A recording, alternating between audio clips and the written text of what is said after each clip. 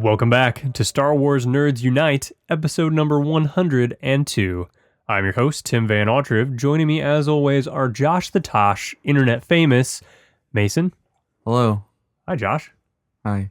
And the lovely, the daring, The effervescent, bubbly like a champagne, Jennifer VanAutreve. Hello, Jennifer. Hi. Hello. We are... She has more drinks than both of us combined. I have What? 2. Right. And you guys have 2. That's Right. not more. That's equal. More. 2 equals 2. No. by volume. Nope. I think we might actually be winning that. Because the mason jars are deceptively large. I have a water and a coffee. You have a mason jar filled with water. You have an a coffee. Nalgene filled with water. Right. This is a water bottle. 32 ounces. This was I designed, know what that is. built, sold, all to transport I think you water just wanted to efficiently. bring up that I But- had a mason jar. A giant one. Well, I'm That's a surprised lot you're of not a water bigger cups. supporter of mason jars. Why with would I it be? being your namesake? I don't care about my name. You don't care about your name. No. You know, I would slit someone's throat to have a simple name like Mason, Well, especially well, one no, where you wouldn't. where You people wouldn't are want, able to call you your last name for your first name. You wouldn't want a simple name. No, wouldn't I? I would. No, feel you less like special. feeling fancy. I'm super fancy. Yeah, you like having that. VanAutreve. VanAutreve. Yeah. You sound like Count Dracula when you say it like that. 1, 2. That's Count Dracula, right? Mm-hmm. So we are going to talk about Star Wars today, believe it or not. We're going to be discussing the Ahsoka novel for all you people that have been clamoring Yay! for us to talk about it. Attempt to talk about it. We don't Yeah, remember it very well. Josh and I listened to it in October when it came out. And actually, Jenny listened to this I one listened too. to it pretty quickly after you guys did. It wasn't that far behind you. Why did we not just record on it? Because we after were like stuck in a Rebels block and then we And had a Rogue big One, break. And then Yeah. the break. That was really dumb. So I don't remember a whole super lot about this book. I read a bunch of stuff online, but there's not an official synopsis written on Wikipedia. An official I think there is. synopsis. No, there's not. I read a summary. Oh, you did? Oh, well, you can do the synopsis then. Boom. You want to tell us what happened in the book?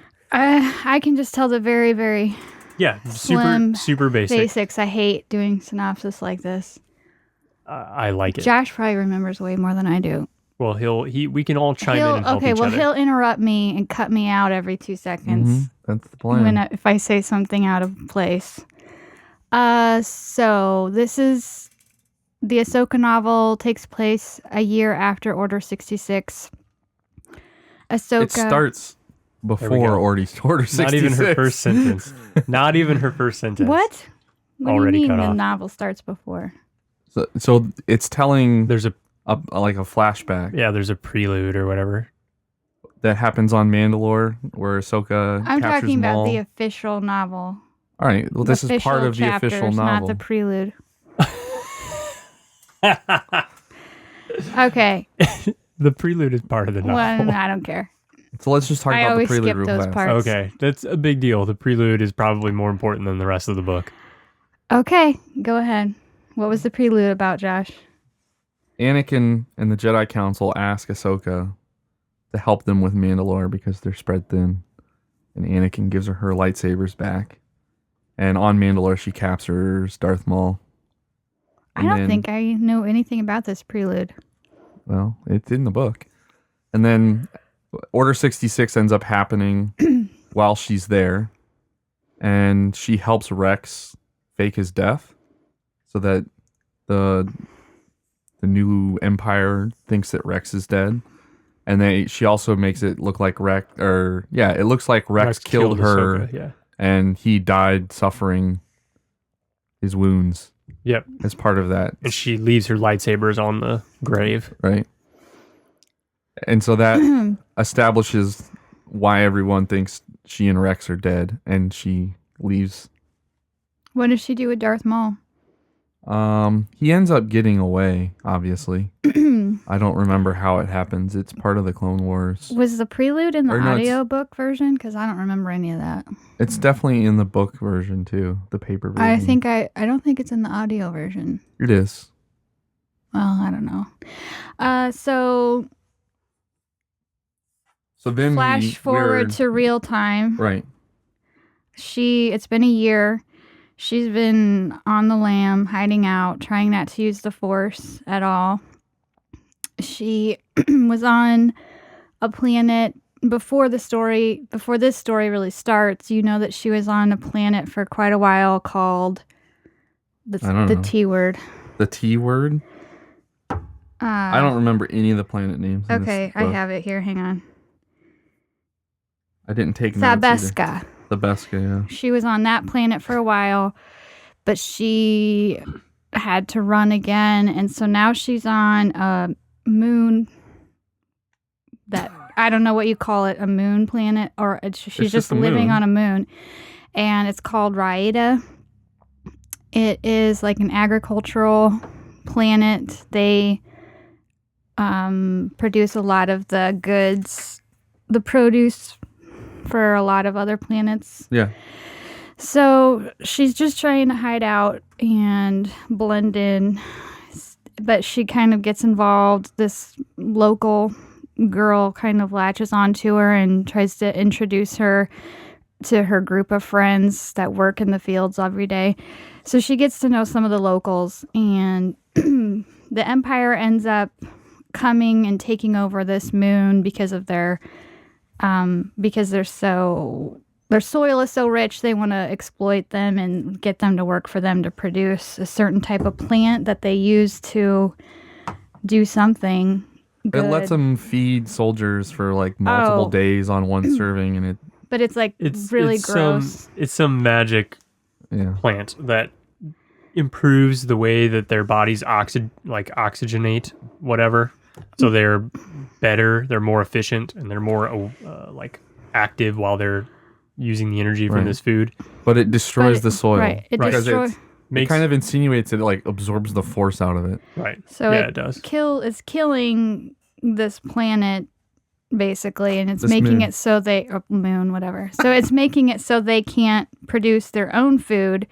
So they're all going to starve, and they're not going to be able to make any money. They're not going to be able to export their own goods anymore, but they're basically slavish, I guess. They're like working in the fields more than they ever did to produce for the Empire, and they're kind of on lockdown. They have all these rules now.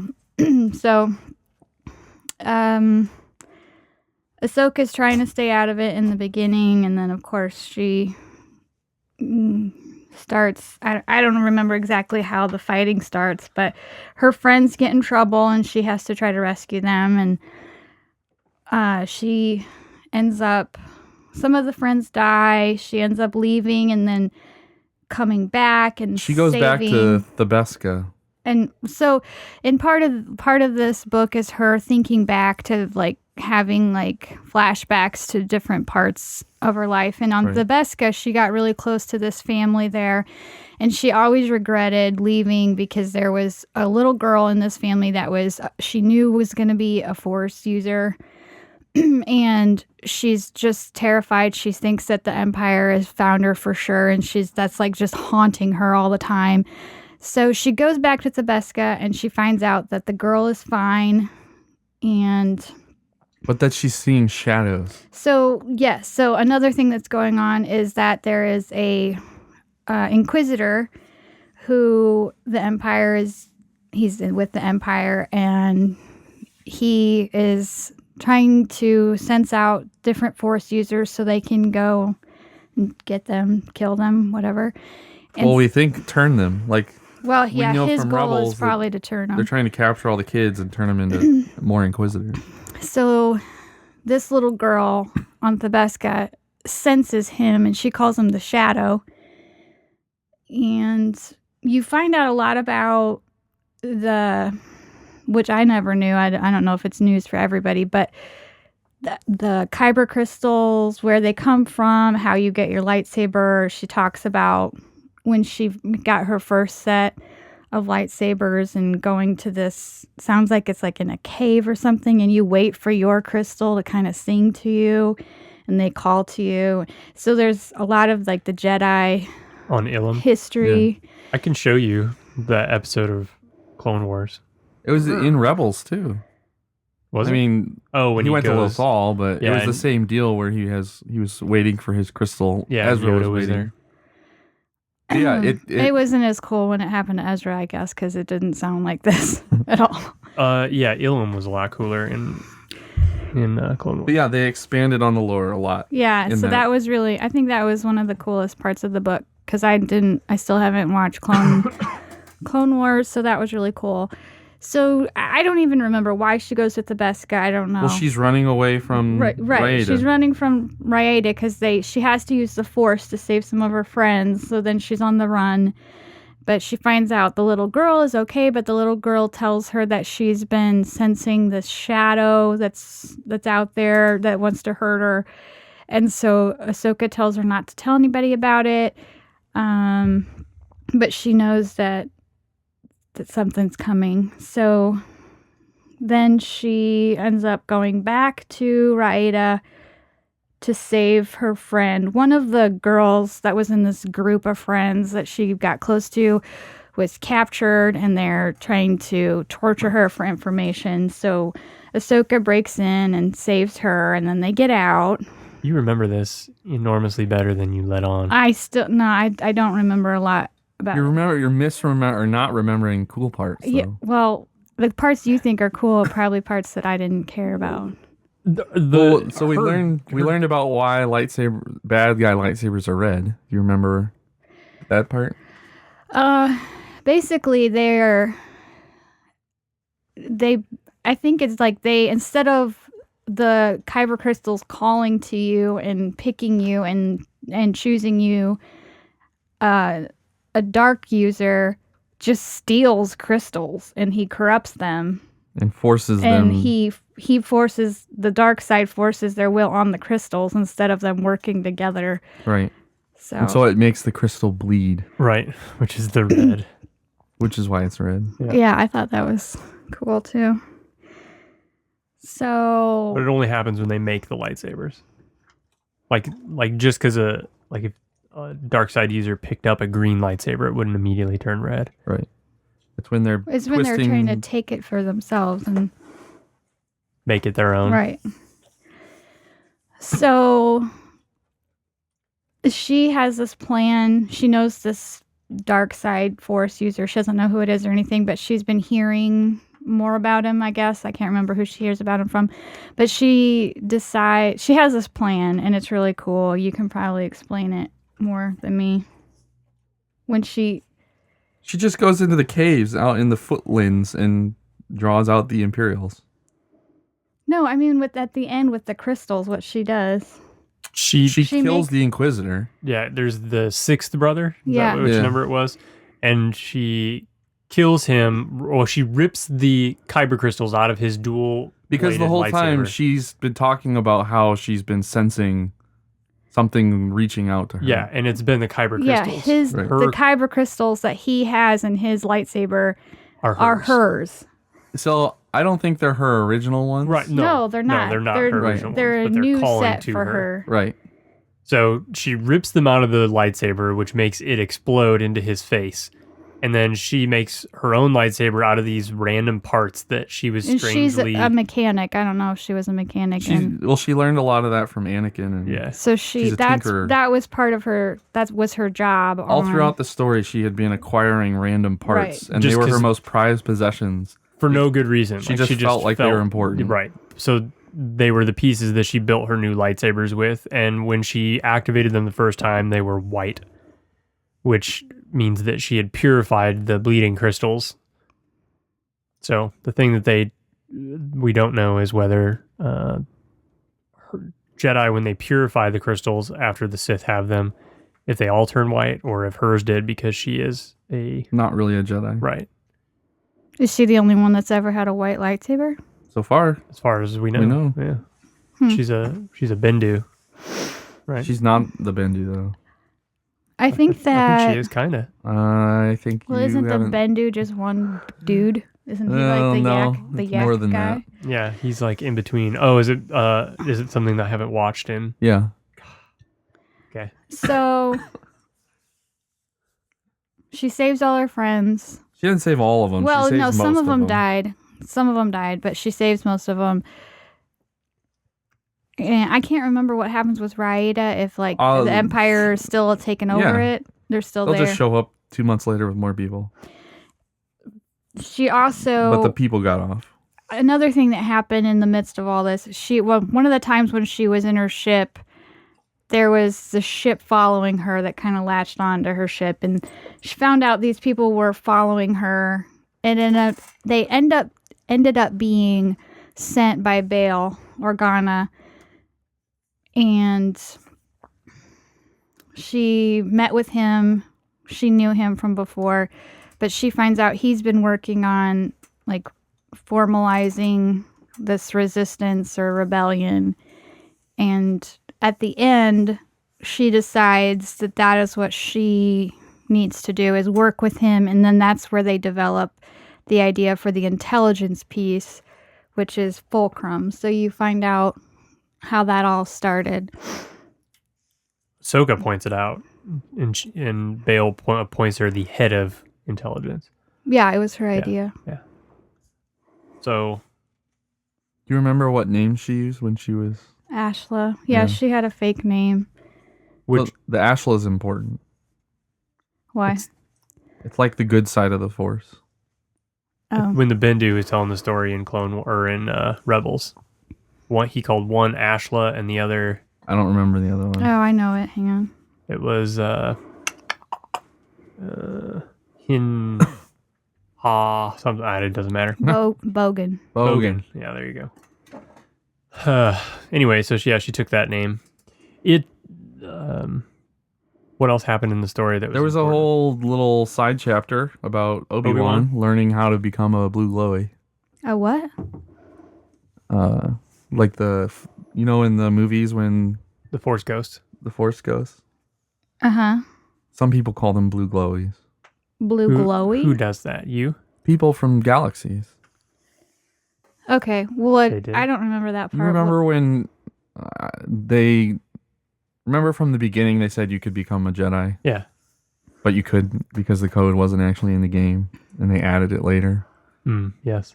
And part of that, when your Jedi person died or whatever, there was a rumor that they would become a blue glowy, and people talked about it all the time, and some of the mods had blue glowing names, and Oh, okay.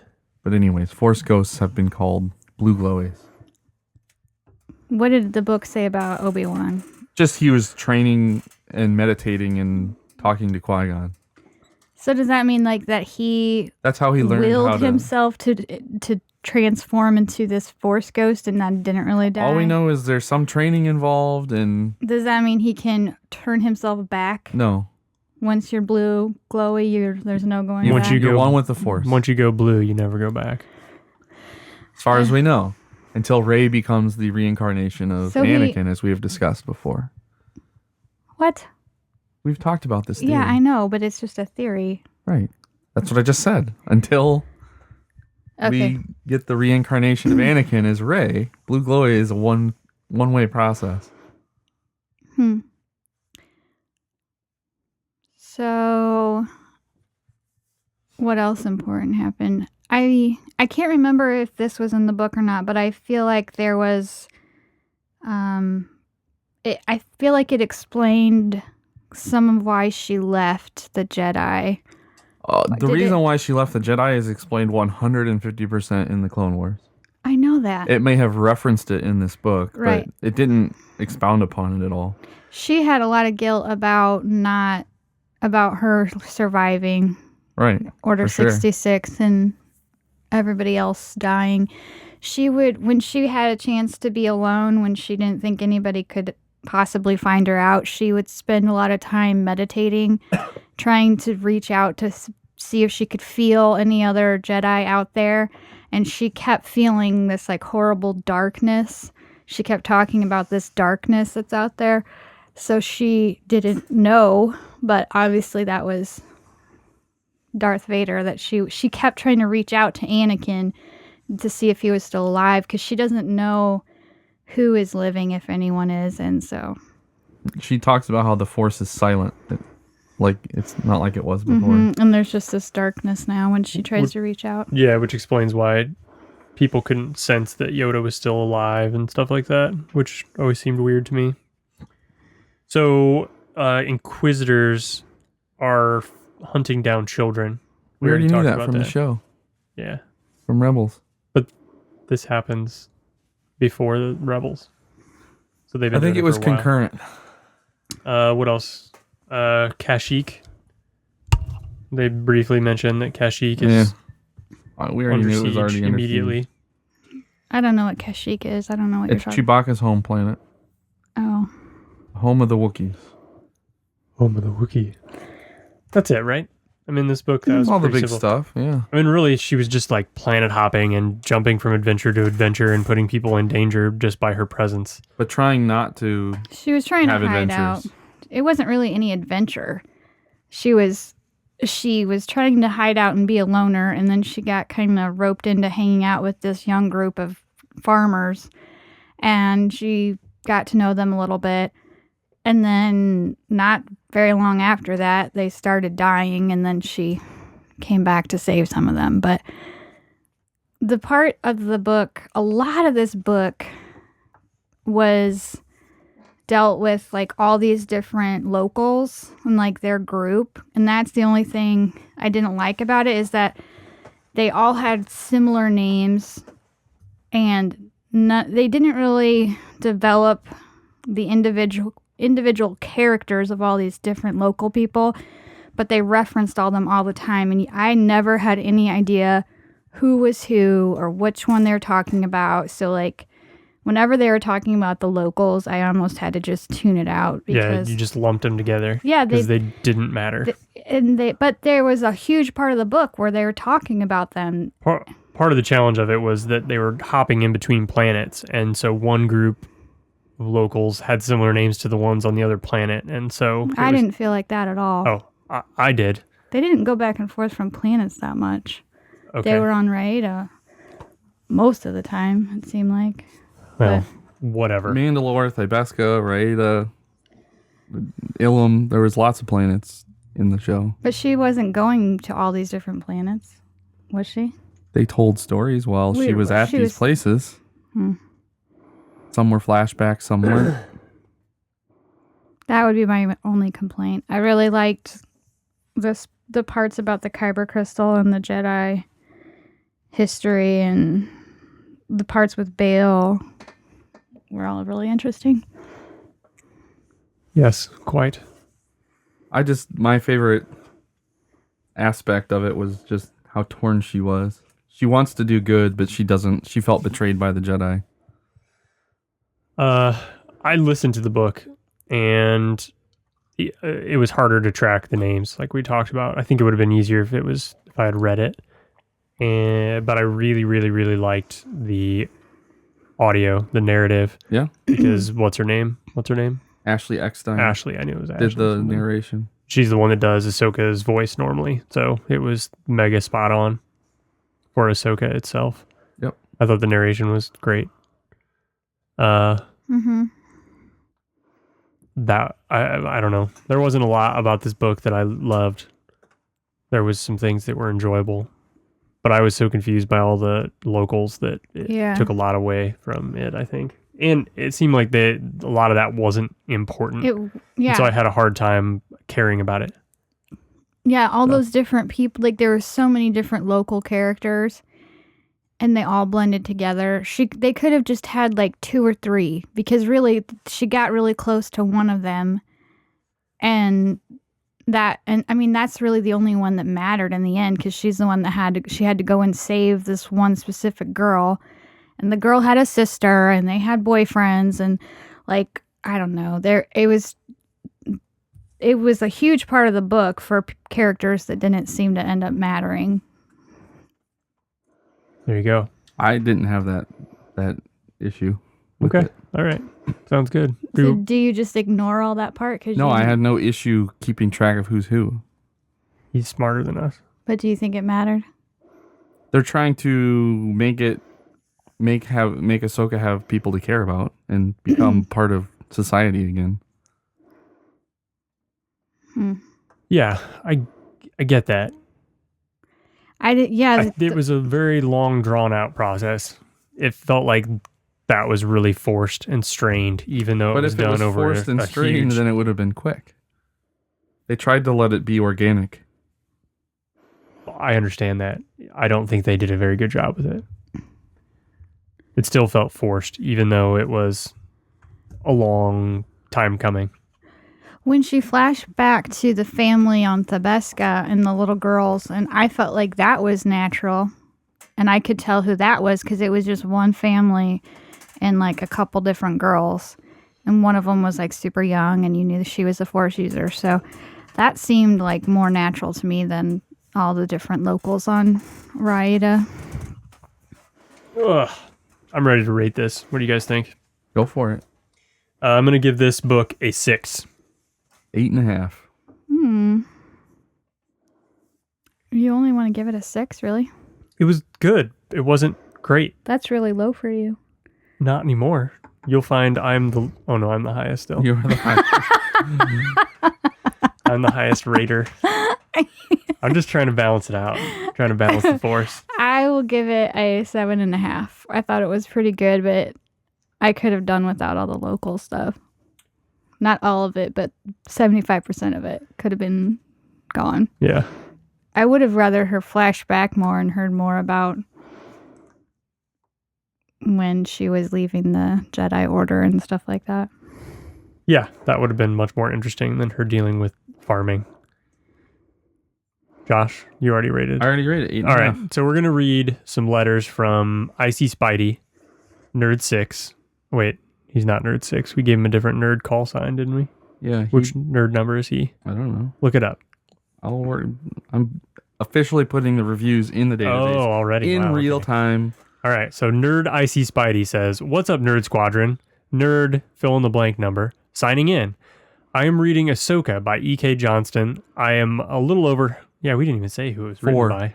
4. He's Nerd 4. Yeah, we gave him a higher number. I am a little over halfway through and came across a part that confused me a little bit and thought maybe you guys could shed some light on. In Chapter 16, Bail Organa is in his office on Alderaan watching over toddler Leia and reading some intel about the Imperial occupation on Raida. He deletes the decrypted letter, talking about a Jedi sighting, and says that he would get the R2 unit back to Captain Antilles. This is the part that confuses me. Are they talking about Wedge? Because if they are, it doesn't seem to match up with the events that occur in Rebels. The Rebels episode, The Antilles Extraction, shows Wedge joining the rebellion when he was still training for the Empire, so he wouldn't be a captain.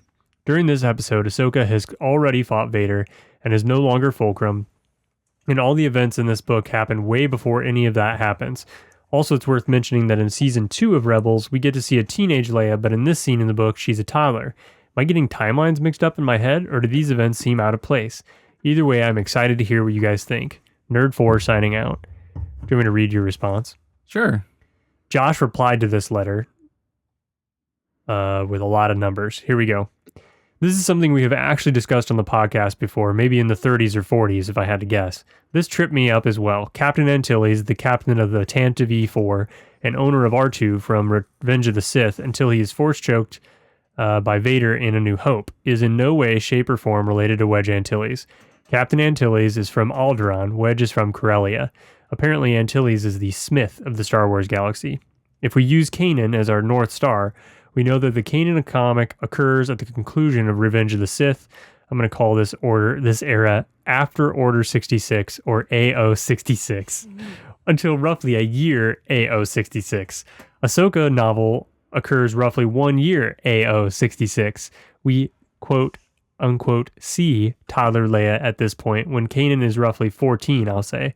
The next time we hear about any of these people is A New Dawn, in which Kanan is now maybe 20 to 21, so 8 years AO 66. Then comes Rebels, where we see mid-late 20s Kanan, let's say 14 years AO 66. That means Leia would be maybe 16 years old during Rebels. I'd buy that. That's me saying I'd buy that, not you saying it. Yeah. Whew.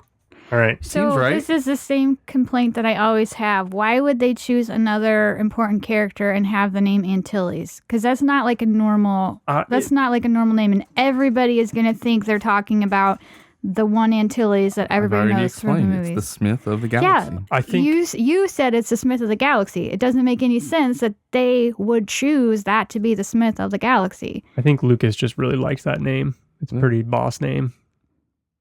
It really flows off the tongue. It's just silly. It's Antilles. The thing is he never is right, like silly, but Antilles. Their names are never spoken in the movies until Revenge of the Sith, where he says Captain Antilles. Yeah, everybody knows who he is, though. But why do you know who he is? Because of the movies. No. Because of the cards and comic books and books, action figures and. So what? It was probably happened. It was a complete oversight, and somebody thought they were the same person and screwed up, and it got written that their last names were the same, and they just ran with it. Yeah, so they said, they're not the same person, but they have the same last name. That's so it was a mistake. We're not the same person, but we have the same last name. So you think they wrote the Ahsoka book?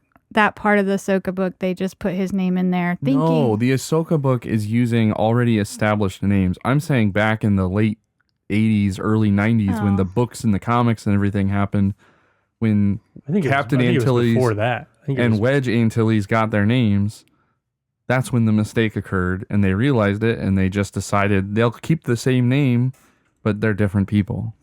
Okay. We have another letter from Icy Spidey. Nerd 4. He wrote another one about Ahsoka. He was really excited about this book because it's got all the lightsaber lore in it. Yeah, and he's big loves on lightsaber lore. What's up, Nerd Squadron? Nerd 4 signing in. I finished Ahsoka by E.K. Johnston, and I have to say I was a little disappointed in the book overall. Ahsoka is in my top 5, if not top 3, favorite Star Wars characters of all time, which by no surprise meant that I was extremely excited when this novel came out. Then, when I heard that red kyber crystals were explained within the novel, I was even more excited. I love me some lightsabers. Yet the whole time while reading the novel, I kept waiting for it to get good. It just never seemed to reach the crescendo I was looking for. The bleeding of the crystals seemed to be a rushed explanation for red kyber crystals. They seemed to be alluding to the Sith and the Inquisitors attaining their crystals by stealing crystals previously owned by Jedi and then corrupting them. I prefer the previous explanation of red crystals being synthetic. The battle between the Sixth Brother and Ahsoka was underwhelming, but I did like that she got her new crystals from the Sixth Brother's broken saber, even though it seemed a little convenient. Can't go to Ilum because it's occupied by the Empire, but what's that I hear? Crystals singing to me in a different location, and not just any location, but the moon Raida, the same place I was going to anyway. Well, I think it makes sense because if the crystals are being corrupted, they're basically... I don't know, being forced to perform. If the crystals are supposed to be good in light side, like their natural state, and they're being corrupted and forced to be used by a dark side user, if the crystals can sense somebody that's force sensitive, it makes sense that they would call out for help to try to get her to rescue them. Well, and he was there because she was there. He was there looking for Ahsoka. Like, the fact that the Inquisitor was on Raida was not circumstantial. It was, there's a reason he was there. Yeah. Because the Empire knew Ahsoka was there. Not Ahsoka, just a Jedi, a Force user. I agree. The explanation did seem fast. It was so fast, I basically missed it and had to rewind to the book. Okay, so he says, I thought it was interesting that Ahsoka used the name Ashla when meeting new people after Order 66. It doesn't seem like a good name for a Jedi to hide behind because we have seen the name Ashla show up twice in Jedi lore already. Once referring to the moon of Tython that represents the light side of the Force, and again in Attack of the Clones when we meet a little Togurta youngling learning from Yoda. She's doing Downward Dog every day. Every day. Yeah, I mean, Ashla... The average galactic citizen has no idea what Ashla is. Yeah. Most have never seen a Jedi. Yeah, it's just they can't they can't do a Google search on what do baby names mean. And even if they did, the Empire would have changed what Ashla meant. Yeah, It probably meant like puppy. Poodoo. Yeah. Lothcat Poodoo. I did enjoy the explanation of how Ahsoka and Rex both escaped Order 66 with the Fade Grey, but I would have liked a little more of a chase between the turncoat clone troopers and Lady Tano. I liked that we get to see Ahsoka capture Maul, even though she didn't successfully take him down. We know she would have defeated him if not for Order 66. That's how he gets away. My favorite parts of the book were actually brought on by other characters other than Ahsoka. I liked the parts with Bail Organa and little Leia, but the chapter that had me the most excited was the one featuring Obi-Wan and his first words with Qui-Gon Jinn through the Force. I'm happy to read it, but all in all was a little let down. Nerd4 signing out. There it is. Do you want me to read your email response way back in November? Sure. You said, Josh, I think the book suffered primarily from trying to make Ahsoka have something to do Force story equals lame story almost 100% of the time. She obviously needed some impetus to join the rebellion. I just think it could have been handled differently. The reason the red saber equals synthetic crystal explanation died is explained in Catalyst. Everybody and their sister is making synthetic kybers in that book.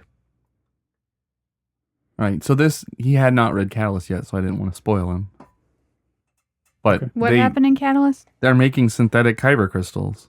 Oh, they are. Yeah, and they're not red. I mean, What color are they? Whatever they want. the Death Star laser's green, so that should tell you something. It's green. They're green.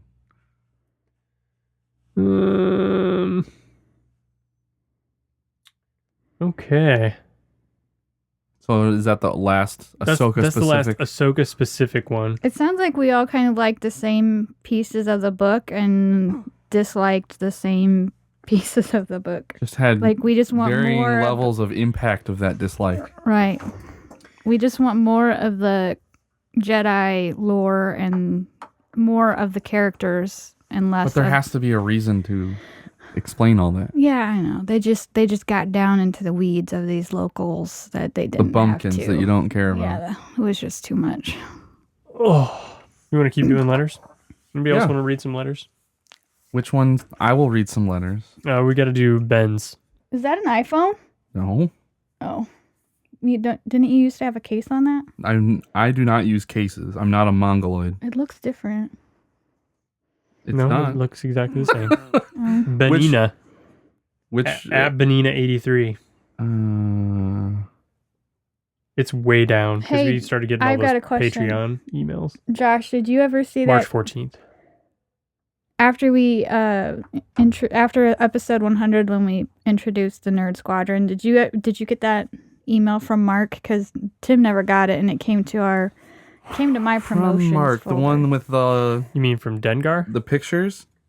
Yes. Oh, Yeah. I meant to post those on the Facebook page. They're hilarious. Yeah. Tim never even saw that email. I had to send it to him. So what email am I reading? What's it titled? Hoth and Theories. March 14th. All right. Hello, Nerd Squadron. I just have a comment or two for you guys and gal and want to get your thoughts on a theory that's been out there for a while. First thing I want to say is that I completely agree with Jen that Hoth seemed as though it could be its own movie. Yes. As a kid, I loved the original trilogy, but every time I watched ESB, I would fast forward through most of Hoth. Now that I'm older, I don't mind it as much, but it still seems too long. It is. This isn't to say that there aren't any redeeming scenes such as Luke cutting the Wampa's arm off and then Han using a lightsaber to fillet a tauntaun before stuffing Luke in it. I have the sleeping bag. It's awesome and doesn't smell nearly as bad as Han suggested. Luke blowing up the AT-AT up was pretty amazing as well. Overall, the whole Hoth sequence just seems to drag on for me. Kind of like this email. Oh my god. Shots fired, hashtag. Oh, whatever. But It's because he's bashing on Empire. Empire Strikes Back has definitely moved up on my favorites list as my Star Wars knowledge has expanded over the years. Anyways, Jen, I completely agree with you. You're not alone in thinking that Hoth was too long. Changing pace, I just want to say, I gotta change pace though, since he literally told me to change pace. Yeah, so read the email Changing quicker. pace.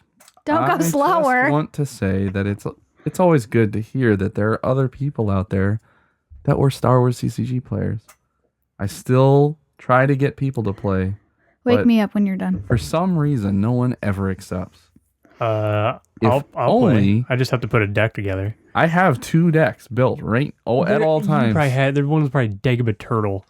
So they're 250 card mega decks. Are they actually exciting ones where you Yes. actually have space battles? So it's designed so that you can get the Death Star 2 to orbit the Death Star and have giant space battles. Okay, I have all the named pilots and their ships. that sounds fun. Yeah, it is. If only they knew what they were missing. It's definitely one of my all-time favorite games. Screw Monopoly. Another great game is Imperial Assault. Monopoly. If you haven't played it, you definitely need to Monopoly. check it out. We've actually done an entire episode about Imperial Assault. Yeah, right. Yeah, we finished our campaign too. Yeah, And we beat the imps. we destroyed the imps. John J. Best, PIA, was sad. Sad days for him. So, I'm going to go a different pace. Thank you. So here's the theory I wanted to talk about and hear your thoughts. Are the Jedi really the good guys? ? It seems to me that the movies have portrayed the Force as very black and white, but I see it as very gray. For example, I know I'm delving into the expanded universe a bit here, but when I read Darth Plagueis, which is no longer canon, I began to feel as though the dark side / Sith approach of the Force from a more scientific perspective. It's as though they want to research it and see how they can develop it to its full potential. The light side / Jedi seem to be very timid and almost scared of some sort of backlash from the Force.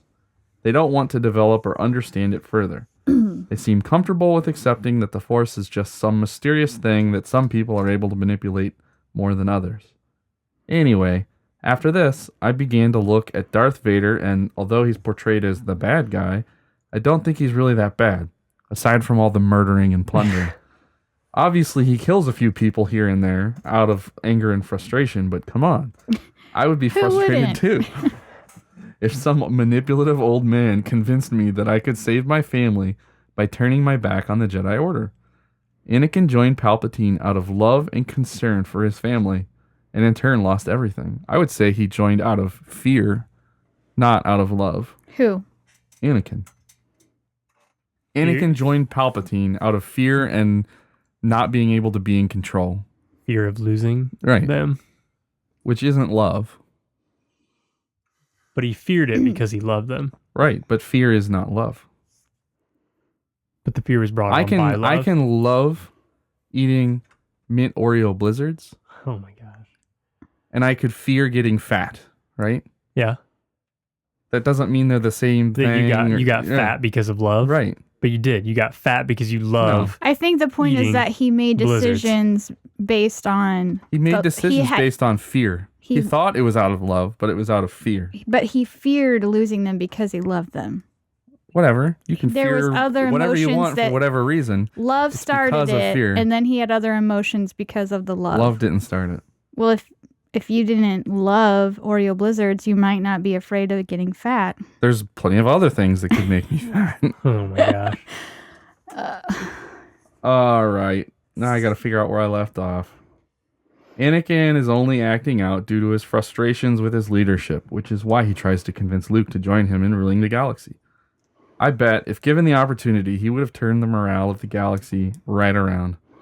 Unfortunately, he never got the opportunity. I don't know what he means by have turned the morale of the galaxy. Maybe I he don't. means, I like, don't think I agree with If that. Anakin would have been in charge, things You would mean have. if it wasn't? If he would have turned didn't everyone's become frowns Darth upside down. Vader?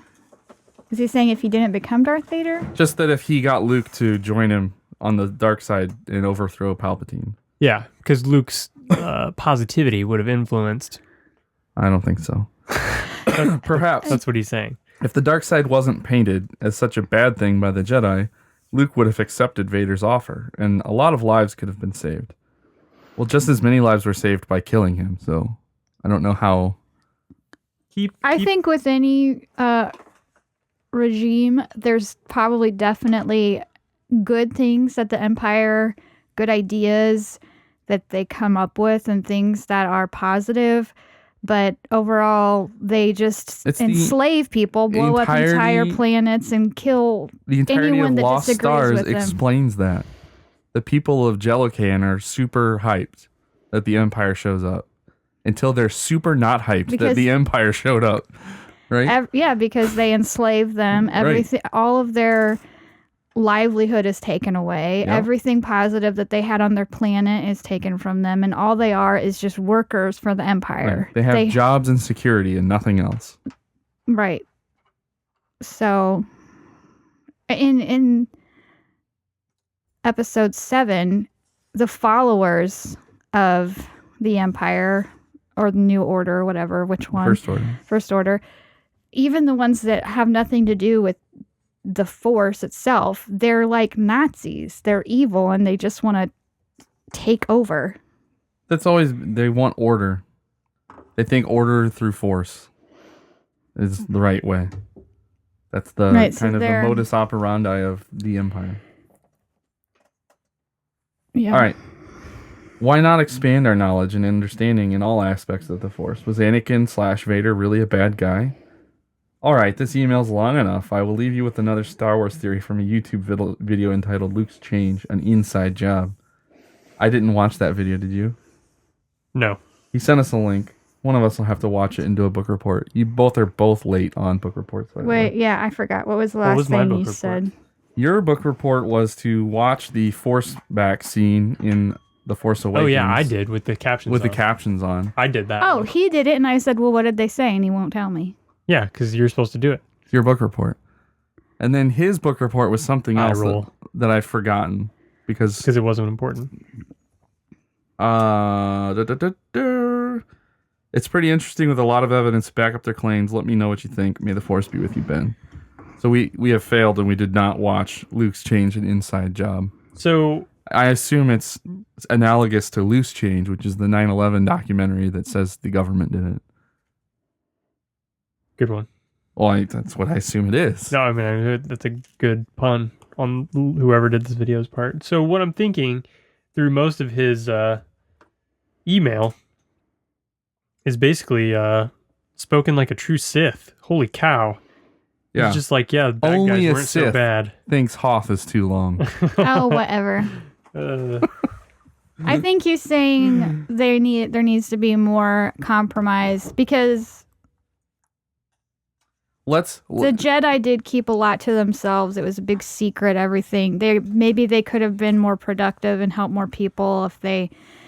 But what if they kept it a secret because they didn't want people to manipulate it and use it for evil? I think they're just two completely opposite ends of the spectrum, and he's saying, what if there was more of a middle ground? And I definitely don't agree with Darth Vader. I can't believe you're going to waste that sticker on that. I'm not wasting it. That table that no one on Earth will see. It'll burn up in a pit fire in like 10 years. It's right here on this desk. I have an old desk.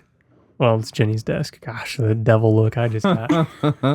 It's like an old school Yeah, it's an old school desk that from you like a real classroom. Grade school. Yeah, you lift it up and you can put your books and stuff inside. Yeah, and we have one somehow. Where did you even get it? A school? I don't know. She robbed it from a school. I don't remember. And there were stickers on top of it, so I started putting any sticker I got more on top. stickers. Yeah. Wasn't there a Michael Jordan sticker on there?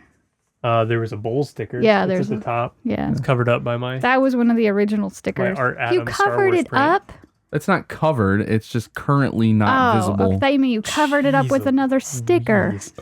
It's from the first 3P. You think I'm going to cover that sticker? Well, that's why I was... So you can... I wonder if the person who put that sticker on that desk in the first place is listening right now. Maybe. If you had an old school desk... And you put a Bowl 3-peat sticker on it. Let me know. And I'll send you a picture of what we've done with your desk. And your desk was stolen from some school somewhere. It wasn't stolen. So we'll get back to the topic of light and dark side when we finish the Rebels block, the never-ending Rebels block. Jeez Louise. How can we get through that quicker? There's like a million episodes left. How many? Let me go look at what we're actually we've at. Done episode 9. We're on episode 9, and I just saw episode We did episode 22. 9. Inside Man was our last one. Just chillax. Bras. There's 1, 2, 3, 4, 5, 6, 7, 8, 9, 10, 11, 12 episodes. Oh my God. So we could... We need to do 3 at a time. And review them all and as one number. No. We're not going to review them as one number.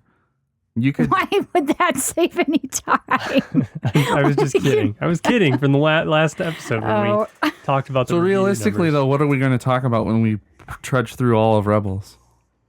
Comic books again. Yeah, we I want to do haven't- the comic I books haven't read as a comic trades. book in like 9 months. Yeah. So what if we did... Each person has to review the episode by themselves. Like, all of us give a score, but one person gives a 5-minute And then spiel you about don't interrupt? the episode. And you keep your mouth shut? No one interrupts. We let all continuity errors Well, what slip happens- through. Are we going to tape you first? We can gag you? No, that's what I'm saying. You write it out. You type it out. Type it out. Your 5-minute spiel, and then we each give the episode a I don't review. think people would like just then- one person's view because Yeah, and they I like don't But like- they'll I don't get like the when we- numbers. They'll get the numbers from everybody. And then at the end, we can say, well, That's Jen like is an on- idiot. This... That's like on Dancing with the Stars when they're running out of time and the judges just put their number up and they don't get to give Well, their that- annoying This is what it critique. is. Don't bring that show into this podcast. That's exactly what it's This like. is a Dancing with the Stars free podcast, and you just corrupted oh, that. whatever. This is the same predicament that we're not going to get through it. If all we do is open it up to discussion, that's how you end up with one we episode can have a per timer. show. We can have a timer and then we can talk A timer about it wouldn't for, stop us. We can have a We are timekeeper. far too willful for We can have a timekeeper alarms. every why we episode. don't get up in the morning. We can have a timekeeper every episode and then once Who's going to be the timekeeper? we get to take turns. That's the dumbest thing. You think That you're is a gonna? good You think you're gonna idea. stop because I tell you to stop? Are you kidding me? I'll stop if the buzzer goes off. Oh Yeah, my right. goodness. I will. Whatever. Whatever. I think that's a good idea. I We have think- to limit. I don't think it's a good idea to just have one person talk because I think the whole point is getting the different views of everybody. And a lot of people think it's funny when, Well, that's fine. We That's how you end argue. up with one episode per show. You know, And that's fine. I think we should do that. We're going to be going on vacation really soon, and I think what needs to happen is we just need to get together and do the 5-minute thing. So we do a bunch of quick episodes so I can post them while we're gone.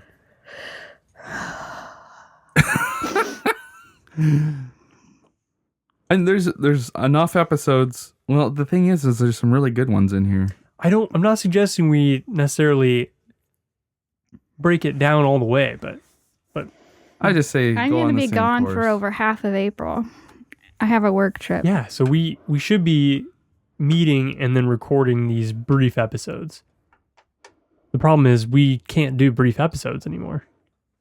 And then record like 2 or 3 all in one sitting. Although the most we can ever seem to do is 2. I have to poop. We need to hurry. What? What? What's the next email? Let's do a couple more emails. Well, All are right. you going to edit all this part out when No. we're just talking? No. Anytime this he is says he's the- going to edit something, he doesn't. He's edit. Yeah, done to, I absolutely don't. He's so lazy about editing now. Yeah, it's because it stinks. It's the worst. And people love all the crap that we should be editing out anyway. People's favorite part of the podcast is this right now, us bickering back and forth. And that's what the emails we get about are. They're I like, don't oh, I know. love when you guys talk about farms and... But we went Okay. door shopping yesterday. You want to talk about that? No. We went to the Old House Society in Bloomington because we're getting part of our home Old remodel. House Society. Yes. So what it is they go Yes. into old homes Oh my and they gosh. gut it. Like they take off doors Right. and trim and all the old... take And out they all warehouse all the old Yeah. stuff. And then you can go in. We bought 2 doors. One is a 5-panel door because we have special doors that have panels in weird spots. Yeah. And so they're hard to find. So we And they're got solid one. wood. Oh, yeah. Yeah. Oh, yeah. 400 pounds for the door. Oh, they're heavy. Don't get me Well, wrong. the closet door, he wanted to get this door It was that the was heaviest like door I've ever 200 pounds. It was so It was heavy. like heavier than a lot of exterior storm Yeah. doors. And it was for a closet. Hey. And I was like, no way. The kids are going to break their fingers It if they was get such the a nice door shut on though. them. It was such a nice So door. we did not get that one. We just got a smaller one. Yeah. It was a 2-panel door, which doesn't match the 5-panel door fine for a standard that's already closet. set on the first It's floor. fine for a closet. That's Slippery That's slope. unfortunate, That's how yeah. that's how it happens. how you end up with wood tent rooms. Oh my gosh. It's fine. That's what we have in It'll here. be fine. I talked to you about maybe tearing this down and putting drywall in. I know. I'm less married to this wood slats than I used to be. I think this room would be nicer if it was just drywall. This style is all the rage now. I know it is. That's why I don't want to get rid of it. It's all the rage? Yeah. Where? It's called shiplap. Yeah. Shiplap? Yeah. It's just a method of interlocking boards that are rustic finished Yeah. like this. That's why I didn't want to get rid of it, but I need to put insulation behind it, and I just can't get to it any other way. I thought you could take some of the boards out and do spray foam insulation behind it. I don't think I can because of venting and stuff, and like mildew will grow in there and stuff. Well, how does it ever work then? Why would... Well, the way that they suggested it was to put in a like this fancy space shuttle like Vapor barrier? aluminum paper kind of. It's like this aluminum thing that forces the heat away. Okay. And keeps the hold in. Yeah, like a vapor barrier, but it's like a heat barrier or something. It's reflective. It's some reflective sheet that is supposed to be awesome that you would put on and then you can drywall over the top of it. I don't know. Anyway. But the reflective is in, not out. Uh, Are you trying to keep heat in or keep heat out? I'm trying to keep It heat out. depends on the season. Mostly. Do you have to flip Because it's always it? cold in here. No, it's not. In the summer... No, I know in the summer it it's hot. Incredibly hot. We need a reversible. Yeah, you need to be able to flip your reflective barrier Since we for got every season. Since we got the new furnace, this room is generally more comfortable. And since they redid the room, it's gotten even better up here. Have you noticed that? It's still cold. I'm currently wearing a hat and You gloves. look so Well, that's because the door was closed. I think you have some kind of metabolic disorder because you don't dress for the weather, but then you have It's on 60 degrees t-shirt outside. and And shorts shorts. and hat and gloves. But you don't have your hat covering your ears, so I don't 'Cause know what the point I need is. to be able to hear what's going on. It's because he really likes that Steve Zissou movie, and he wants to be like Steve Zissou. I don't We know who watched Zissou is. Steve Zissou, Whatever. The Life Aquatic. Yeah, we is watched that movie such last a night. horrible Did you? I want movie. one of those hats. Really You don't bad. The you red don't hat. like The Life Aquatic? No, hates it. Oh my it is goodness. ridiculous. It's an awesome movie. I don't know why. I don't know why you think that. Because it's just everything is just so funny. And it's I just did a not laugh. hilarious premise. I didn't laugh. You didn't even like the Bond Company stooge? I didn't watch the entire thing. Oh my gosh. So you didn't like the first 10 minutes and you shut off and you looked at your No, phone I the didn't rest of watch the the night. beginning. I didn't watch the beginning. I watched She- the middle and end. She went to go get our. Well, then you should know who the Bond Company stooge is. Yeah, they rescue him. Remember, from the hotel, and I was exclaiming about how that hotel is a real place. And how, Oh, when how awesome when it he's was. playing cards and Yeah, he comes in and then He breaks in, they're playing cards, and he just walks in and stands there. he starts charging. It's so hilarious. Why? And he just stands there in the opening shooting, and his gun has infinite bullets until it just randomly runs out. Oh my gosh, it's so funny. It's great. Okay. They I like saved a the lot Bond of Company dumb stooge. movies, but I It's don't. not a dumb movie. It's an intelligent movie. That's the point. It's too smart for you, Jenny. It Yeah, is. I guess. It's just above your pay grade. Oh. What's the next letter? Next letter is from Michael Young. Which one of his ones? Oh, he's sent in 1 million. The Coat one or the episode 100 one? Episode 100. He says, "Hey squad, I went through EP 100. Great job, and it's good to see that the podcast is growing. I know a lot of podcasts that are dying on the vine. As a farmer, I know something about dying on the vine." And then he gives like an emoticon. That's his attempt at a segue It was pretty good. to farm talk. I liked it. But then he doesn't continue with farm talk. Well, he was referencing his prior farmers. Ugh. As for the podcast, I have always thought the Star Wars movies had temporal problems. They are hung up on Earth time or Standard Time. In A New Hope, I felt as though Kenobi was over 100 years old and Vader was also well into his 60s or 70s. The reason for this is that they talk about the ancient Jedi religion, and the Clone Wars seemed like it was way in the past. With the prequels, it was only 20 years previous. Not much changes in 20 years, and a lot of people would still be around. But they had to move the story along and can't get hung up on this point. I've always had problems with the timelines in Star Wars. I get it that I have to just kind of look past it, but it bugs me. Farm report. I think your town would allow you to have a few chickens, fewer than 10. A few is 2 to 3, FYI. I don't want 10 chickens. But what are they trying to prevent, or what they are trying to prevent is a poultry farm on Main Street. Tell the city council and what you want to do. Put it in writing, and I'm sure you will be granted a waiver. But I would make sure your water bill is paid up when you do this, as you don't want to upset Maud. I thought that was hilarious when I read it. That was really funny. We have a 6x6 foot coop and a 10 by 30 foot run. Well, I don't know if I could do all that. That's pretty long. we'd have to fence in our backyard. For sure. Where they Why? can be let out during the day. Because they'd be in the backyard. We can't have them running That's what loose a run and getting is. hit It's in a the separate alley. little fenced-in area. I don't want them to be stuck in a little run. 10 by 30? That's huge. giant. That would basically be our whole yard anyway. No, it wouldn't. It would be like the berry patch. I don't It'd know be- where our berry patch is, but It's where all the berries are. we have 3 berry bushes and they're... Yeah, and I'm expanding it. I have plans for it. I just haven't talked to you. I tried to talk to you about it, and you're like, I can't understand what you're Future even talking expansion about. of the berry patch. Yeah. Oh, our yard is so small and now we have different Segments. segments. We have a berry patch. We need to post pictures of the yard sometime. Oh, God, no. Did People I will be did I like, ever post pics of the pergola? I don't think I did. No, you've never put pergola pictures on pergola. the I page. should. I like how they say it in Australia better. The fans are probably clamoring. Pergola. We have okay, you already said that. You should keep them secured in a coop at night to protect them from any predators. There's a lot of cats next door. There's coyotes in my neighborhood. Coyotes. Yeah. Yeah, there's probably none There's here. a lot of raccoons, though. Raccoons would eat them too, wouldn't they? And possums. Beats me. Exchange student. Boy, he's like separated into Yeah. segments.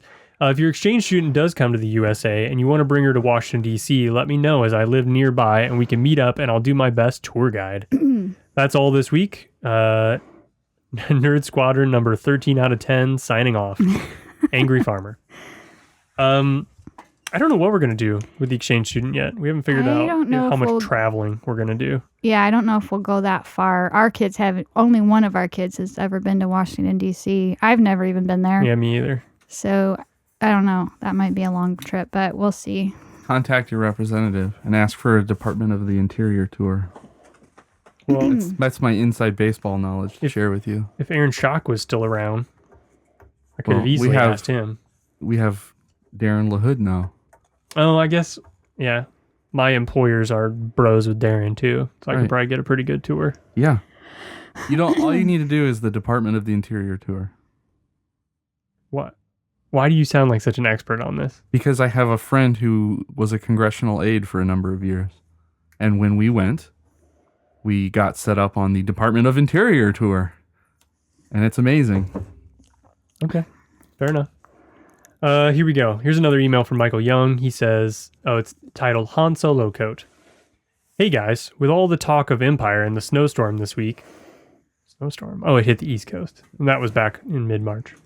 I got to thinking, have you ever seen a Han Solo coat that he wore on Hoth? The goggles would be cool too. I checked the usual location, ThinkGeek, but no luck. Number 13 out of 10. I have not. I haven't either, but I would wear it. I'd I rock it wouldn't. hardcore. I wear layers. I think I remember him wearing a big coat. Like a parka. Yeah, Yeah. it had fur on the edge. It was nice. No, I have no idea where to get one. Make one. We have a bunch of emails from Kevin regarding shirts, and then we have this email from Dengar. Yeah, you're going to have to post these pictures today. Yeah, I will, but I'm going to read them on the podcast because they are really funny. This is from Dengar. He says, "Hey guys, I heard the great news that I've been officially inducted into Nerd Squadron," and then there's like 7 exclamation points. "Thank you so much," 3 exclamation points. "And I love my number designation, 9.7513. Whole numbers are incredibly inferior. So I haven't written in a few months because I've been tracking down my most hated arch enemy, Han Solo. I found out some crucial information about him, his friends, and his enemies. please read these to the other listeners so they can be better informed. Do you know why Dengar's archenemy is Han Solo? No. Apparently, there was a story in the old expanded universe where Dengar and Han got into a speeder bike race on Corellia, and Han caused him to crash, and that's why he has to wear his little turban thing, because his head is so disfigured. Wasn't that in the Tatooine book? I don't know. Or maybe it was in the Han Solo happened upon trilogy. that expanded universe snippet. Dengar, why the don't other you day. email in and tell us why Why do you hate Han Solo? why do you hate Han Solo so much? Here we go. Here's I these. bet his answers may be a little more petty than that. Maybe. We'll see. So here's the facts, and the first one is like a picture of Vader. Star Wars fact number 1. This is Star Wars. He is the main character of Star Wars. He is the bad guy. The only way to kill Star Wars is to make him fall in love with you and then blow him up. Duke does this to him at the Death Ball. Star Wars fact number 2 is a picture of Luke Skywalker. He says, "This is Duke Star Swisher. He is a farmer from the desert planet. When his mom and dad are killed by storm swishers, he goes to live with his grandfather, who is obsessed with blowing up the Death Ball." Star Wars fact number 3 is a picture of Han Solo. It says, "This is handsome Jack. He is Princess Lana's boyfriend." That's all he says about him. Star Wars fact number 4 is a picture of Princess Leia. It says, "This is Princess Lana. She is the queen of space. She hates Star Wars and the Death Ball and has made plans with Bert, the robot, to blow it up."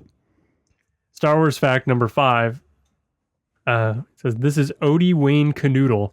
He is Duke's granddad and has invented a new way of fighting called forcing. He teaches Duke how to force everybody and gets killed by Star Wars by becoming invisible."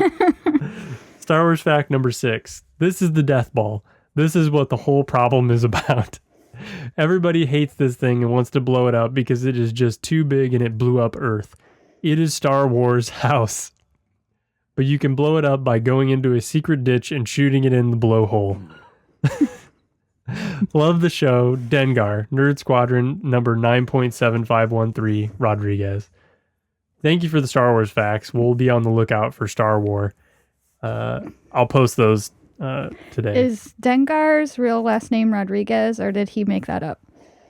What do you mean? Ask Dengar. It's Dengar. He says his name's Rodriguez, so Okay. maybe he made it up, but In the canon, I don't think he has a last Okay. name. He's Yeah. just known as Dengar. we got other emails from this week. Do you have time, Josh? Yeah. All right, so this one's from Chase. He says, "Hey there, SWNU. I've just listened to episode 100 and 101, and in 100, Josh explains how he watched Empire, worked on the Patreon at work. So my question is, does Josh ever actually do any work at work? I mean, crap, 2 hours is a long time to spend watching movies at work. Just saying. Keep up the good work, Chase." Josh, I believe you will be able to speak to this. The official answer is yes. Of course I do work at work. And you're a salary position. I am to point out. salaried. So I have meetings and things that are I'll be important for 10 minutes of the meeting. And so I'll call in. And during that time, I'll work on stuff and I'll surf the web. And I listen to music a lot. And instead of listening to music, I just listen to Empire Strikes Back. So it's not actively watching it. It's just there per se. in the background. And you remember the beats I know the story by heart. So, and the audio cues. You can almost watch the movie in your head from Right. hearing it.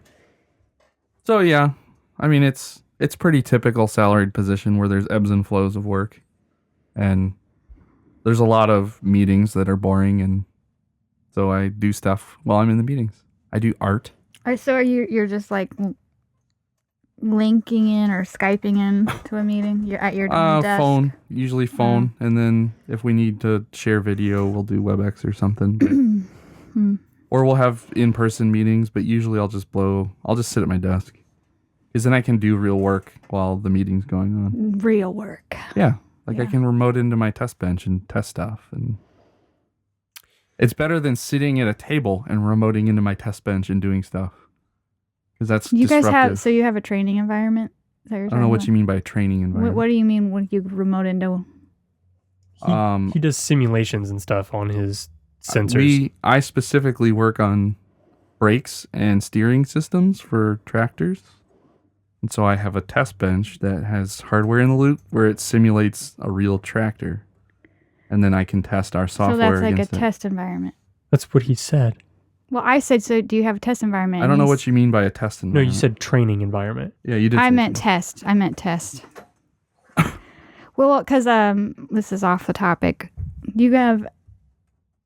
I heard there was a training center coming to Peoria, and they're hiring instructional designers for their test environment or something. Don't know. Unrelated to me. Because we have In any way. instructional designers for Epic, and some people that I know were going Applying to or apply. something. Yeah. I'm sure there's stuff like that.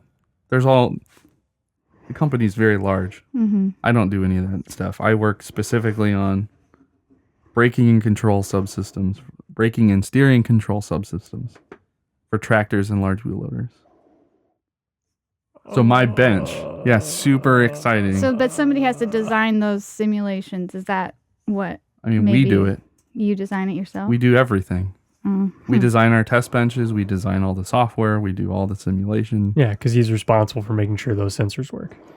The whole system works. Yeah, the whole system. Sorry. So that way, when you're driving your giant tractor and you need it to stop, it stops. It's weird, I know. It sends a Interesting. software signal to stop. It doesn't do anything hardware related. Well, there is. Yeah. It's called electrohydraulic controls. So there's electronics and there's hydraulics. And our electronics control the hydraulics. So if the electronics go out, your hydraulics don't work? Yeah, so we design systems so that if you lose electronics, they go into safe states. Do Okay. you have an emergency brake? No.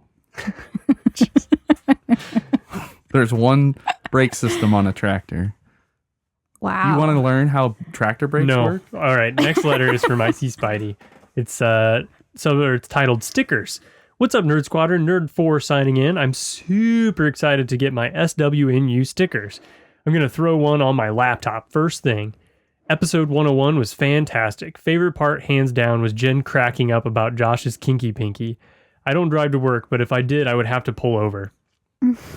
When I first watched The Inside Man, he's talking about a Rebels episode. I never we thought have not reviewed yet. I Yes, never we thought have. about That's the yeah, last that was the one we last one we reviewed. did. I never thought about the fact that the whole factory was basically Oh, being yeah. run by 10 dudes and that each person was responsible for building an entire speeder bike or walker. When you guys brought that up, quote, that is a really stupid way to run a factory, end quote. I wanted something more for Callus after the episode with him and Zeb on the moon of Geonosis. So I was very happy when they revealed that Callus was the new Fulcrum. There are 2 new Star Wars comics that really got my gander up. Darth Maul and Darth Vader. That still makes me laugh. Thank you, Icy Spidey. I've read the first issue of Maul, and so far I think it's great. Darth Vader is coming out next month. So there's another new Darth Vader comic? Yeah, they Oh, yeah. rebooted the series sort of, but in a different time period. Yeah. Wow. Darth Vader is coming out next month, and I'm over the moon excited. The Forest Moon of Endor, that is, for this new chapter of Vader's story. I hear it explained a Vader Year 1. I hope they show him bleeding the Kyber crystal to get his red lightsaber. Well, this email is getting kind of long, so I think I'll end it here. Nerd Force signing out. P.S. Can't wait to hear what you guys thought about Ahsoka. Well, you have heard it now. And I sent him an email and told him that if I was driving while sitting at my desk at work, I would have had to pull over. And then I said, hashtag getting your gander up. I thanked him for doing that.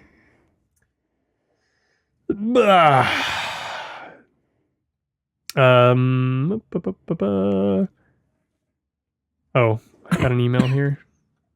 Okay. This was my response. Kevin says, OMG, totally excited to be Nerd 13. What was his number? What was his call sign? Kevin, Binger 97. Binger 90s. What? Totally excited to be Nerd 13. I can feel the midichlorians surrounding me with joy. It gave me gander bumps. I like the 97, by the way, Jen. Your name's Rock Out Loud. Also, in Phantom Menace, young Anakin says, this is so wizard. Maybe that's where the term wizard comes from. I remember that. Thanks for all you 3 do. Hashtag Tim's terms. Hashtag Gander Getter. Gotta love it. P.S. I will shoot you guys an email Oh, he's talking about t-shirts. Kevin's hooking us up with shirts. We've got a plan. I remember that line from the movie and remember it being kind of like Stupid. cringeworthy. Like, ugh, why do they say that in there? It just seems really awkward. Here we go from a letter from Coxtimus. He says, funniest thing ever from Cinder I don't remember. Hashtag Jen, hashtag stupid quote. Jen, why do you hate Forrest Whitaker? ... Doesn't matter, he's awful. End quote. That was from Drew. Yeah. And Reese's Freeze is the best. Next letter from Drew. He says, SWNU crew, what is happening? I have to say, since I've been listening to the show, my eyes have been opened to just how much Star Wars is in our everyday life. I just didn't see it before. Couple examples. You know those stick figure family stickers people put on their windows? Or their car windows? I saw a car with Kentucky plates that had one, only they were Star Wars figures. Another example, I was in an office in Texas and noticed someone had a frame print of the Star Wars cast playing in a band. Very strange. I see it everywhere now. You have opened my eyes. I've seen that print before. Why is he in all these different states? He's just bragging. So his new job, bragging about being in Kentucky. his new-ish job, he's been in it for over a year now. I can't think of the title, but he works in marketing now, sort of as an engineering support person for gensets. So he should be helping us market our podcast.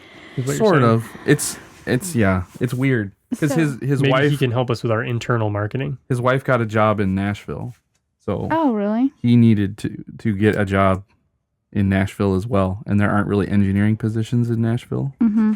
So he works out of the Nashville office, but He travels. he basically travels for his job. My favorite stick figure family bumper sticker that I've ever seen is like a bunch of sticks laying in a pile, and then this a bulldozer and a stick figure man sitting in the bulldozer, and it says, "I don't give a whatever. Jeez. I don't give a." Now he has to. Yeah, edit it. I didn't even finish it. I don't give a blank about your stick figure family.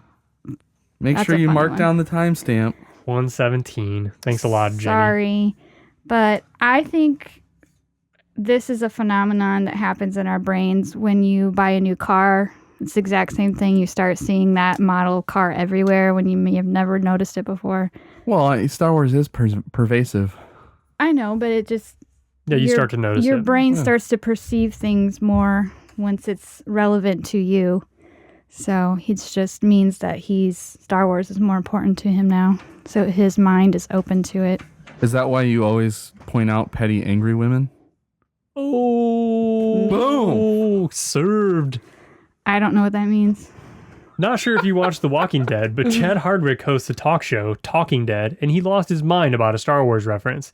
And it is a live show, so he ripped the number of the trash compactor thing they were trapped in off the top of his head. S10 or S7E10 of The Talking Dead. Season 7, episode 10. Yeah. Yeah, I knew what that meant. S7E10. You didn't know. You read that I knew what that means. as a noob. Shut up. Like it was some code word.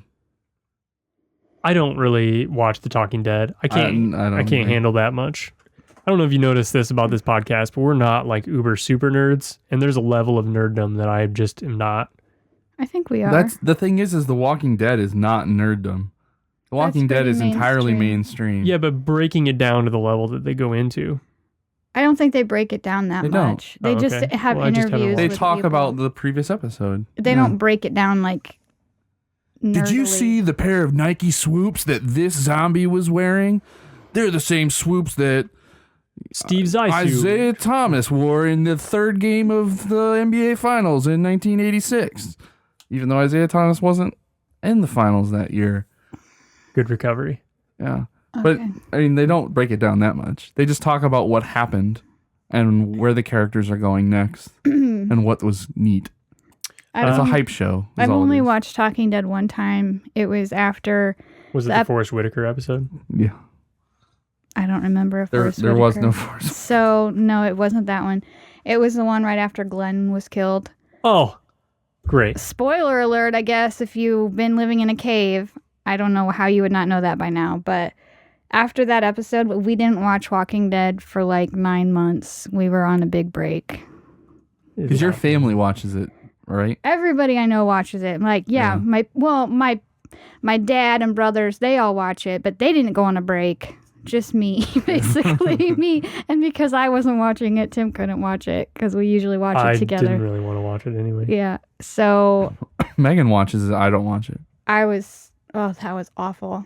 And now I don't even really care. Like now it's just like, I know they're probably going to kill some more major people. We're behind, but nothing matters anymore. Nothing. She's about to cry. I'm dead inside. Oh my gosh. Ooh. Lastly, Mason should never play music in the background. It's terrible. During your break between... Oh, wait, you can't read this part. Can you? Yeah, you can. Why can't I? I don't know. During your break between seasons, I tried to listen to a Coffee with Kenobi. They play music as they talk. It was so bad I couldn't finish the episode. Then for a while, my playlist kept trying to autoplay it when my phone would first connect to the Bluetooth in my car, just reminding me of a bad decision. He doesn't like music being played. Yeah, he doesn't. He's very... So, since he decided to make his opinion known, I need to tell a story and ask a question. Well, I guess, do you know what a traffic bollard is? A what? A traffic bollard? Bollard, yeah. No. No. Neither of you know what a bollard is. No. All right. That's it. That's then not I won't a story. tell the story. Oh my gosh. We'll wait until a listener who is educated writes a letter in Instead of all us dummies. about traffic bollards, and then I will share a story about Drew and I. Okay. I will ask another question, though, that is Drew pertinent. I need to know your perspective here. Let's imagine you're sitting downstairs, you're focused on something, whether you're reading a book or you're doing homework or you're fixing remote it into a server and you're fixing something, working from home. And the other person is making dinner and they make something. Let's say they make pizza, something hot. And they know that you're distracted because you're focused on something. They set the pizza down, you eat it, and you burn your mouth. Yes. Who's at fault? The person that put the hot pizza in their mouth. Yes. Absolutely. Okay. We'll see if Drew responds. I fundamentally disagree with you. Oh my god. Because they should have known how distracted you were and that you could not be accountable. You should not serve food to people that will burn their mouth. Did you want Drew to stand there and blow on it for you? No, it wasn't Drew. It's just a long-running argument we've had. Why should someone babysit the temperature that the food is being served? Because there's a social contract going on when somebody makes you food. You're putting your life in their hands. Oh my gosh. So they should have waited till it was at a temperature. An appropriate temperature that it's not the temperature of the surface of Mercury. Do you live? Have you been brought up in somewhere where pizza that comes straight out of the oven is not that hot? Again, I don't know. The person receiving the pizza does not know the state of the pizza. Did it come out of the oven immediately? Has it been out of the oven for 15 minutes? Was it out of the fridge? And you're incapable of finding out that information. You know how I'm going to find out? I'm going to pick it up and I'm going to eat it. And I'm going to find out very rudely that it's at a temperature that will permanently damage the roof of my mouth. Permanently? Those epithelial cells turn over pretty quick. All right. I don't think it's going to be permanent. So now we know where you guys stand. I would love for some listeners to send in their perspective. I'm not saying that the person presenting the food deserves 100% of the blame. I'm saying that they deserve 50% of the blame because they are breaking the social contract of understanding. I guess I've never... Why don't I just put rat poison in the pizza? It should be your job to figure out that there's not rat poison in it. From hot pizza to rat poison. It's the same thing. Continuing, he says, if you use the mixer to review music, that is all good, but don't just play it all the time while you talk. Just one guy's opinion. FYI, my shirt size is extra large. He sent this in, and he backed the Patreon for enough that he gets a t-shirt. Thank you for doing that, by the way, Drew. That was crazy. apparently I agree with you on your social contract with Mason and the pizza. And even if we have the mix or we get the music in the background, I'm fully with you. I don't want it playing. Oh, it's going to be constant music. No way. 100% No way. music. Wall to wall. It's going to be like some goofy thing where we play a sound effect or something and we laugh about it. No, we're not going to play sound effects. I think that would be funny. I'm anti sound effects 100%. I am pro sound effect. I'm going to get a sound effect board. I'm going to have whoopee cushion. Auga. One of those slide whistles. Yep, You guys could just do the sound effects. I agree. We have 3 emails left. Should we go for it? When are we going to record again? Dead silence. That's where you would do the cricket sound We should- effect. Just- It's going to be a while. We might as well do them. all right. Just keep reading. This one's from Seth. He says, at Snowwis. What? OMG, I am patiently waiting for you to get caught up so I can hear the review of Twin Suns. Suns, not stars, assuming basic is the same. You should probably save this for when we talk about Twin Sons. It's a Rebels All right, episode. he does even put spoilers. Yeah, in. Okay. don't read that. All right, I fine. purposely blocked it. All And right. I think, is he a brand new listener? I mean, think a he brand new writer in her? sent a letter before. Oh. This one's from Drew also. He says, SWNU crew, I am so disappointed. I have all the Rebels Season 3 saved on my DVR for the first time I was going to watch a show, then immediately listen to your podcast. Perfect plan, I thought. DVR fail. Look what it says for S3E9. Season 3, Episode 9. It says, the Winkathu job. So our numbers are not necessarily the same numbers everybody uses. And if you look it up on the internet, it will give you different numbers for different episodes. And it's because they do those dual episodes for the first episode of the season. Right, and it So screws everything up. Some places count it, the first episode as 2 episodes, and we never do. most places count it as 0 because it's a pre-movie. Okay, whatever. So just go by the episode name. Just go by the name. Did you guys not read the text file? This is super strange. The text file. There's a text file as well as the picture, and he like typed something up and attached it didn't as a even see text that. file. I sent this from my phone, so I'm sure this image is huge. It's the one where they hook up it with the skinny dude and the fingers for a beard. That's his description of Hondo. Yeah. The skinny dude with the fingers for a beard. Oh, wait, you're going to have to just read it, Tim. I am. Then they unload bombs, just like in the movie Cliffhanger. Gosh dang it. Whatever, I'm over it. Anyway, It is just like Cliffhanger. That's awesome. thanks for reading my letters on the air. Jen, you need chickens. I would love to have them, but I wasn't able to make it happen. So he was the one that had the farm. Remember?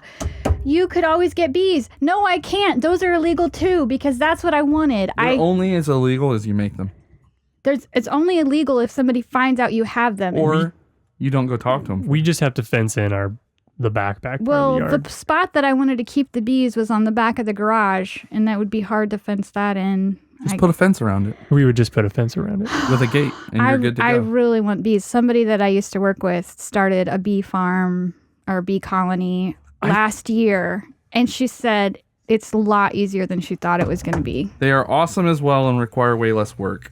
I always wanted to get chickens just so when I open the door to the coop, I could say, "Good morning, ladies." What? True story. So weird. That's super weird. Also, I miss hearing Callus/Fulcrum called lamb chops. That's the guy, right? Yes. I would know if my DVR wasn't a POS. All right, that's enough. Keep putting out the content. You 3 are really doing good. That should be well. Yes. Even if you broadcast from a wooden teepee. It's not a teepee, it's a wooden tent. I would have True. never noticed. I just assumed like any of those Yeah, I know. attachments is like a weird. I don't even know how he Why did he accomplished do this. that? Like he I think wrote something on the phone And then he in- made like comments on the image or Yeah. something. And and then forwarded it in an email and then typed an email. So there's like hidden text embedded in the email. I It's never I like wonder how saw many of our that. fans do that and they wait to see if we can find the Easter eggs. none. This No. is the, Yeah. I open all attachments. So this is Jesse. He says, "Hello. Hey, SWNU crew. Alter23 here. Yep, I'm getting my call sign and number ready for you when you guys induct me into the squadron. Just kidding. But I sent the email a couple of weeks ago about Finn being a Jedi and how Snoke doesn't say there's been an awakening on DirecTV viewings. Just wanted to let you guys know that I look on Spotify almost every day to see if there's a new episode. Well, buddy, today there was. I listened to my favorite episodes over and over again on my way to and from work, and I completely stopped listening to my Elder Scrolls podcast because I'm enjoying you three that much more. Keep up the good work. Jeez Louise. What's Elder Scrolls? It's a video game franchise. Like Skyrim. You remember Skyrim? That's an Elder Scrolls game. Is that a Bond movie? No, Skyrim, not Skyfall. Oh. You haven't heard anything about Skyrim? It was a huge game that came out like 5 years ago. No. And like it was super hyped. I'm not in that crowd. All right. I don't get the You news. should be. In my next email, I'm going to send you guys some pictures. I told you before that I got my wife completely addicted to Star Wars when we started dating, and I wasn't kidding. Our baby shower was also our wedding, and it was Star Wars themed. My son's nursery is also started. I think you meant also Star Wars themed, and I can't wait to show you guys. Talk to you soon. Keep up the good work. I look forward to those pictures, Jesse. I look forward to them as well. Yeah, thanks for the email. That was our last one. So we've only got the Rebels block one in the queue. Yeah, all of our other emails, even the ones that were backdated, we've read because we finally finished Ahsoka.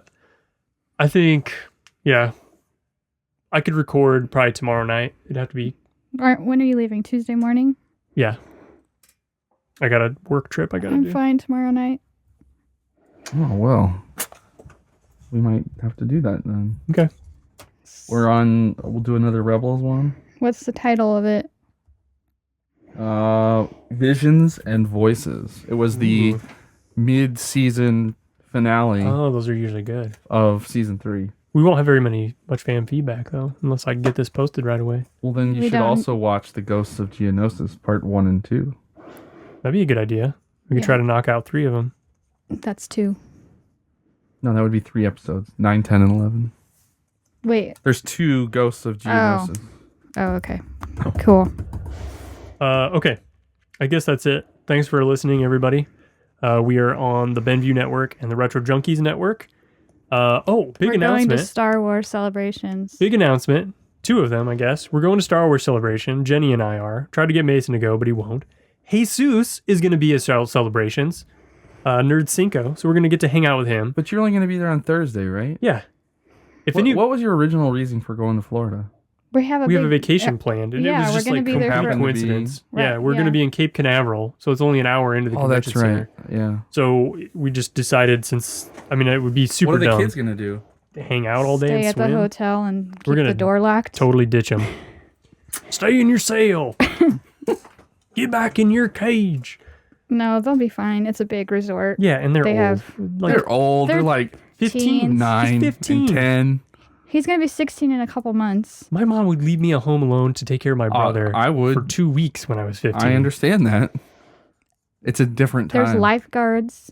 Oh, There's plenty of staff. I'm They're really- probably older than the lifeguards. I'm really not worried about I'm it. not worried It's either. just the day. I'm worried about them fighting while we're Yeah, gone. exactly. That I'm way more worried about. Them fighting Somebody's and gonna get arguing because punched. we're going to have to say, you guys have to stay together while we're gone. And then they're going to bicker about what they're going to do. And they're going to get mad at they each don't have other. to stay together, but they have to stay in groups Are you gonna no have all of smaller them? than 3, Yeah.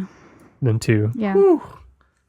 Did you guys just like rent a stable? It's a condo. It's a 2-bedroom condo. You're going to have 7 people in a We also have to Yeah, keep old man there for a couple days. Old man's coming too? he has to drive down. 2 of He the girls. offered. 2 of the girls have a cheerleading competition that came up after we already booked this vacation. Oh, man. And they didn't want to miss their competition. But they don't want to miss Florida. So he's going to drive to their competition in Indianapolis And then take them- drive them to Florida to And then our come back condo. with you. No, he's not staying the whole time. No. He's only going to stay for a couple days. Hopefully he's going to be there Thursday. No, he's not. He's not staying that long unless he gets his own hotel. Yeah, That's a lot of people. old man in a is 2-bedroom. old man is my dad. I don't FYI. think he's going to stay that long. It'll be very crowded if he tries to stay that long. Yes. What else? The other announcement, the Fantastic Plastics, the amazing band that does our theme song that everyone loves, they're playing Warped Tour this summer. Is that in Chicago? Usually It's is. all kinds of places. Yeah. Yeah, I know, but we could see it in Chicago, maybe. I guess, yeah. If we wanted It's to brave usually in that. Chicago in Grant Park. But how cool is that? Like we made them big enough because of our podcast that they get to do Warped Tour. It's all because of this little Have you jingle. asked them if they're going to play our theme song? No, in I their haven't. set? You should ask him. I should ask him that. You're right. Do you think they idea. play it at concerts now? No, I do not. I do not think that. But they should. I'll see if they will. Yeah. What else? We have a Patreon if you guys want to check that out. There's a link somewhere, probably. Although I didn't add it to the website. We need to add people's names to the... It's not happened yet. It doesn't happen till the 1st of the month. Oh, okay. Oh, yeah, sure. We got plenty of time. It says poorly maintained. Very clearly in the Patreon. It does. Add us, or if you're going to buy stuff on Amazon, use our link, please, off of starwarsnerdsunite.com. Follow us everywhere. Rate us and review us. Spread the word about the podcast. Tell all your friends and family about how great we are. And I think we should be able to do celebrations next year as a podcast. They're not having celebration next year. They're taking a year off, I'm pretty sure. They said they're going to move it to every other year. Okay, whatever. But all I know is that... Coffee with Kenobi has a panel. Well, there's a podcast stage. Yeah. And I see no reason why we're not there on the stage. Well, the reason is because we didn't request a spot ahead of time. They should be coming to us. No, you have to. I've read about it. You have to just submit a request to be there, and then you either get approved or not. And there's a deadline. Well, perhaps next time we should see about it. Yeah. I'll be way more flexible in 2019. 2019. Okay, got it. 2 years from now. All right, guys, that was a really long podcast, and I'm going to post it and then... Edit it first. Go play basketball. Yeah, 117. I got to take out Jen's swear word. 107, I think is what it was. Pretty sure it was 117.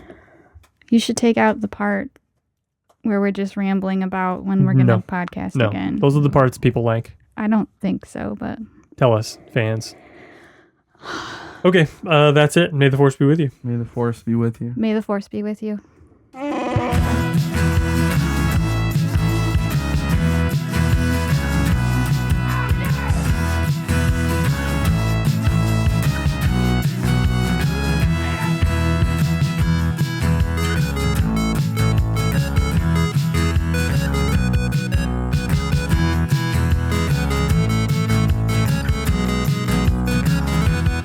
Did you hear that? We're doomed. This podcast is a part of the BenView Network. You can find this and other podcasts like it at benviewnetwork.com.